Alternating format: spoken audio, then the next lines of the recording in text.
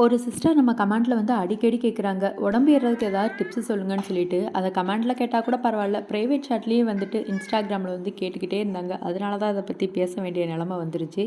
என்னைய பார்த்து எப்படி நீ அந்த கேள்விய கேட்கலாம்? அப்படிங்கிற மாரி தாங்க எனக்கு இருக்கு. நானே ஒல்லியா இருக்கிறேன். என்னைய பார்த்துட்டு குண்டாகுறதுக்கு ஏதாவது டிப்ஸ் சொல்லுங்கன்னு மன வருத்தத்த உண்டாக்குறீங்களே! எனக்கு இது ஒண்ணும் புரியல. நான் ஸ்கூல் படிக்கிறப்பலேருந்தே குண்டாகுறதுக்கு என்னென்னமோ ட்ரை பண்ணி பார்த்துருக்கேன். பட் அது எதுவுமே எனக்கு ஒர்க் அவுட் ஆகல. அப்பதான் நான் புரிஞ்சுகிட்டேன். நீ ஒல்லியானா நல்லா இருக்க மாட்ட. நான் குண்டானா நல்லா இருக்க மாட்டேன்னு ரஜினி சொன்ன டயலாக் அப்போதான் எனக்கு ஞாபகத்துக்கு வந்தது.